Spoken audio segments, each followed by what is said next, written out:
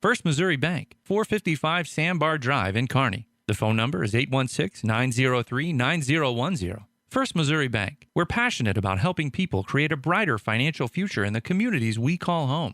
Member FDIC.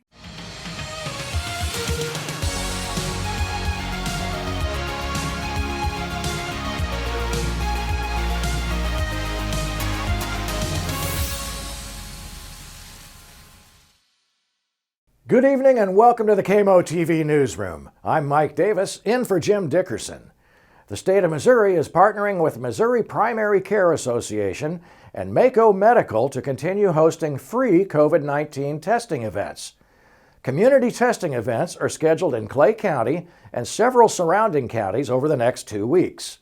Missourians can register online for testing events at health.mo.gov/communitytest and continue to check back for future testing opportunities. Missouri residency is the only requirement. Individuals do not have to live in the county in which they are tested, and they do not have to be experiencing symptoms.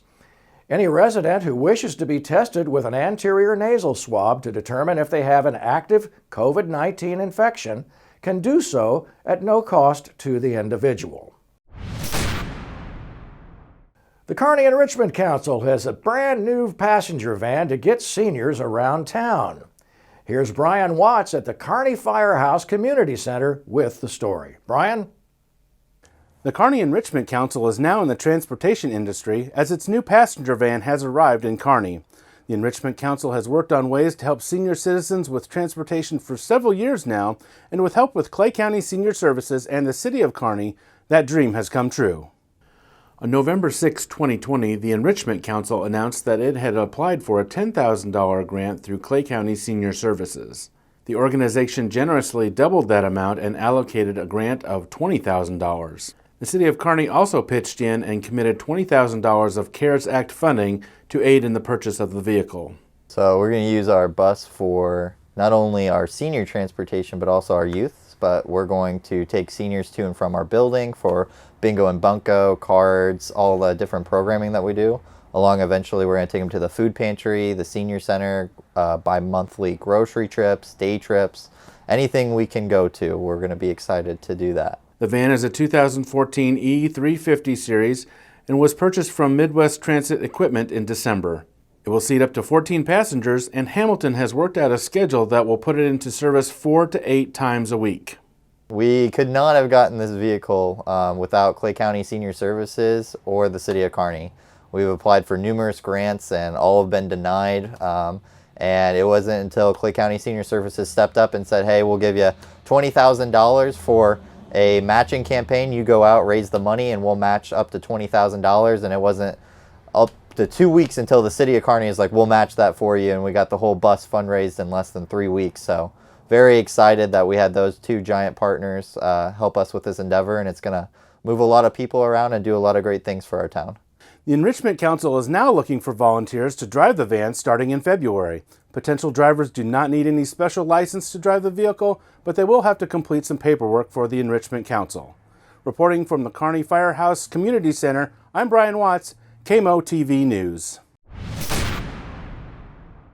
In sports, conference leading scorer Brennan Watkins' 12-point game wasn't enough to help the Bulldogs overcome the Winnetonka Griffins last Friday night.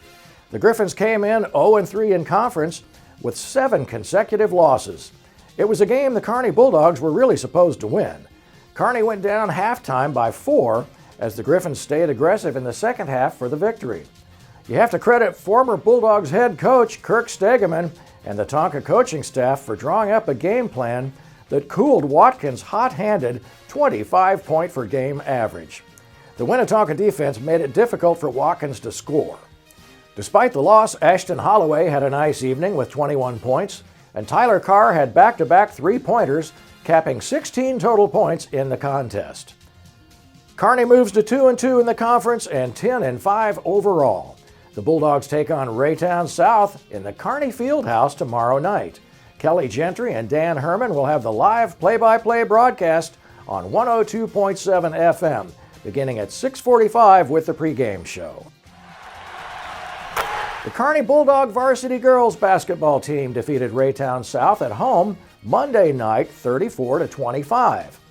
Shelby Holst hit a deep three-pointer which started a fourth quarter Bulldog rally, which was the Price Chopper play of the game. Kinsey Hoffman walked away with a team-high 12 points, connecting on 2 three-point field goals. Hoffman also led the team with 6 rebounds and 4 assists. Shelby Holst hit 2 three-pointers and finished with 8 points on the evening. Braylon Rivera was strong under the basket defensively, pulling down 6 rebounds. The girls' basketball team will be in action at Platte County tonight, beginning at 7 p.m. It's time to take a look at the weekend weather. On Friday and Saturday, we'll see high temperatures close to 50. Friday will be sunny, but we'll have rain on Saturday. Sunday will be cloudy with a high in the upper 30s. Be sure to join us here in the KMO-TV newsroom every Thursday at 6:30 for your weekly news recap, hourly on 102.7 FM, and for breaking news as it happens on our website at 1027carneymo.com. On behalf of all of us here at KMO-TV, have a terrific weekend.